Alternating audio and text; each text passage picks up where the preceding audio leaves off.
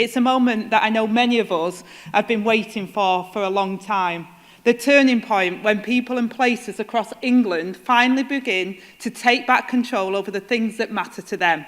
Angela Rayner was in a mosque saying that Labour are the party for Palestinians. So if you're a Palestinian businessman, Labour are 100% the party for you. It also only choice for people who see that Britain is broken and neither Labour nor Conservatives plan to fix it. I don't think anyone can fix it. Katie Hopkins has never been one to shy away from controversial topics, and her latest revelation targeting Angela Rayner is no exception. During a fiery segment on live TV, Hopkins dropped what she claims is a bombshell about Rayner's conduct and decisions, sparking heated debates across political and social circles. This dramatic exposé sheds light on the Labour Party's internal struggles and raises questions about its leadership and direction. Our proud towns and cities are given the powers they need to drive growth and raise living standards as part of this government's plan for change. I was delighted to stand alongside Keir as he announced our plan. Angela Rayner, the deputy leader of the Labour Party, is often hailed as a voice of the working class. Known for her straightforward speaking style and working class roots, she has cultivated an image of being relatable and in touch with ordinary Britons. However, critics, including Hopkins, argue that Rayner's public persona contrasts sharply with her actions behind the scenes. According to Hopkins, Rayner has been instrumental in shaping policies that hurt the very people she claims to represent. More money in people's pockets. A plan for putting politics back in the service of working people. A plan for stability, investment and reform, not chaos, austerity and decline. And it's a plan that will deliver a decade of national renewal. But under the Conservatives, devolution has often... Hopkins' claims centre around what she calls Rayner's dark secret. While Hopkins has kept the specifics of this secret deliberately vague to encourage public speculation, she hints that it involves decisions or behaviours that contradict Rayner's professed values. These allegations have led many to question whether Rayner's rise to prominence has been built on a genuine commitment to the public or political opportunism. Failures by successive governments, local government, regulators, manufacturers. Reading the report is just absolutely horrifying that just not one part of that chain was able to protect those people. One possible angle Hopkins raises is Rayner's role in Labour's tax and welfare policies. Critics argue that these policies disproportionately harm working class families and pensioners, creating a widening gap between Labour's promises and its actions. Is Rayner complicit in these decisions? For Hopkins, the answer seems clear. The allegations against Rayner come as the Labour Party is grappling with significant internal challenges. Under the leadership of Keir Starmer, Labour has faced mounting criticism for failing to connect with its traditional voter base. Hopkins argues that the party's current trajectory is not only alienating voters, but also undermining its credibility as a champion of the working class. Incredibly damning. There has been a number of changes that have been made already, but I think we need to go much further. We've got the 58 recommendations that came from the report yesterday that we will go through.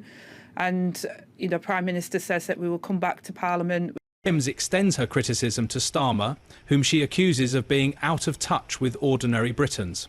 She highlights decisions like cutting winter fuel allowances and reneging on promises to compensate WASPy women as examples of policies that disproportionately affect vulnerable populations. These actions, Hopkins claims, reveal a Labour leadership more focused on pandering to elites than addressing the needs of the people. The queer Starmer has now engaged Peter Mandelson as US diplomat, so British ambassador to the US. One of the most poignant aspects of Hopkins's critique is her focus on the plight of pensioners under Labour's policies. She paints a grim picture of older Britons struggling to make ends meet amid rising energy costs and reduced social services. Hopkins accuses the Labour government of neglecting these individuals who have spent their lives contributing to society only to be cast aside in their later years. Our energy prices of the whole summer, when you don't need your heating on, they put the price down. The minute it's fucking freezing and we're about to go into properly Baltic, they shove the price up by 10%. And my question is, where are elderly people supposed to get an extra 150 quid or 1,500 or 2,000 or whatever their extra bill is, right? For many pensioners, the loss of winter fuel allowances has been particularly devastating. With energy prices soaring, these allowances often mean the difference between staying warm and enduring freezing conditions. Hopkins argues that by cutting these benefits, Labour is effectively endangering the lives of vulnerable citizens. You bastards. Rachel Reeves, what would you like them to do? Would you like them to what? Auction off a kidney, maybe? I mean, what use is a fucking 85-year-old kidney? It's probably knackered. It's had that much piss go through it over a whole lifetime. They can't sell one of them. What do you want them to sell? Their eyeballs, well, the half of them can't fucking see. Hopkins also aims at Starmer's alleged attempts to silence dissenting voices.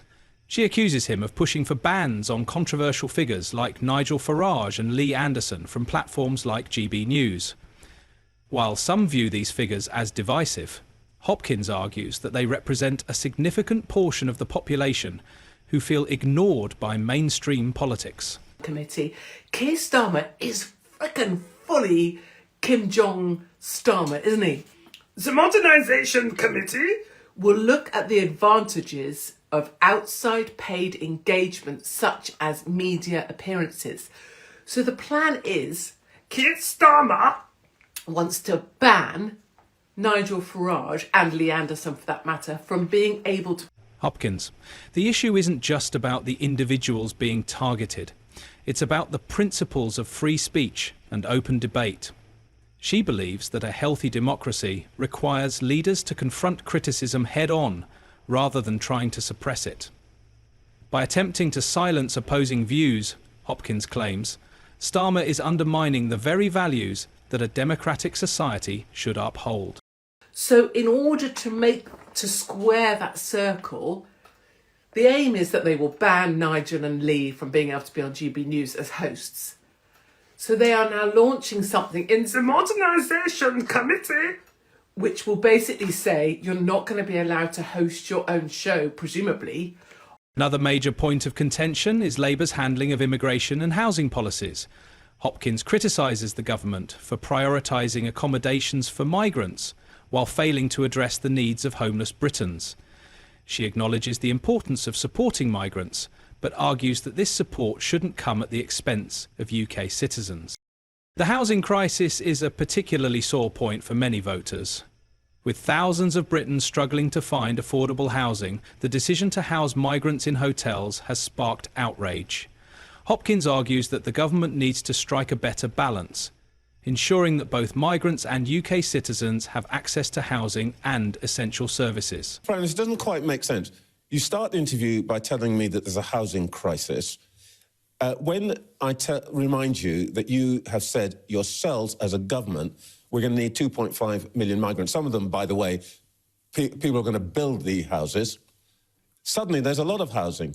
Where are these people going to go?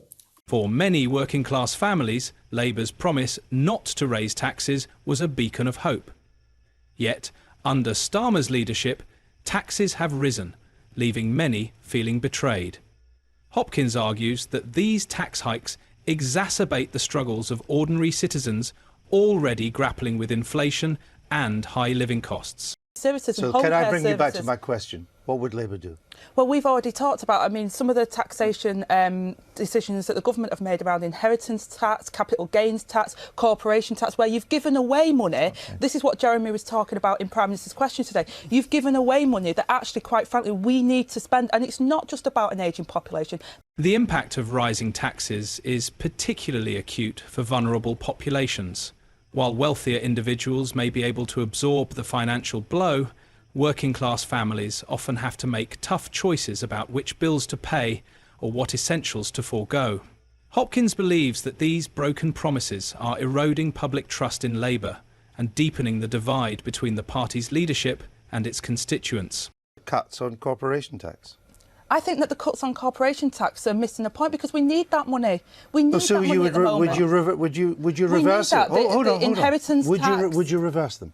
I think that at the moment, cutting at a time where we need those services and people need those services is the wrong decision to But make. I'm asking you, would you reverse the cut in corporation tax? The growing dissatisfaction with Labour's leadership isn't just anecdotal. It's reflected in polls and social media sentiment. Many voters feel that the party has strayed from its core values, prioritising political manoeuvring over genuine efforts to improve people's lives.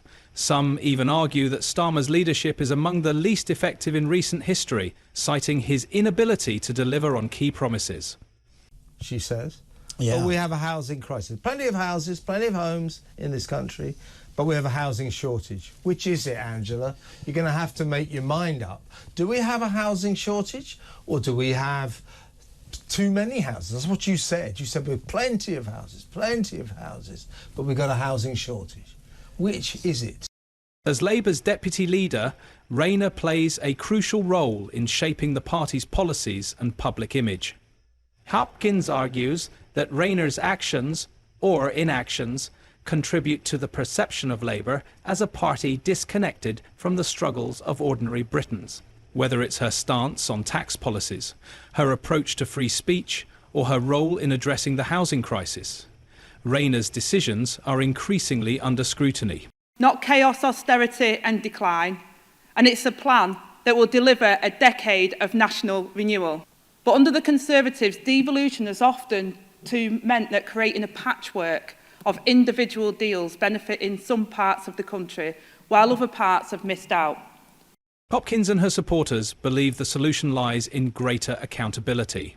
They call on Labour's leadership to listen to ordinary citizens' concerns and take meaningful action to address their needs. This isn't just about politics, it's about restoring trust and ensuring that the government serves the people it represents. Russell, that she should get a better answer for Trevor Phillips's excellent point. Said if you crunch the numbers, 5 out of every 7 of these alleged new homes that the government's going to build will go to migrants. The message from voters is clear. They want leaders who will prioritise their needs and stand up for their interests. Whether Labour can rise to the challenge remains to be seen. However, one thing is certain. Hopkins and her supporters are determined to hold the party accountable and keep these issues in the spotlight.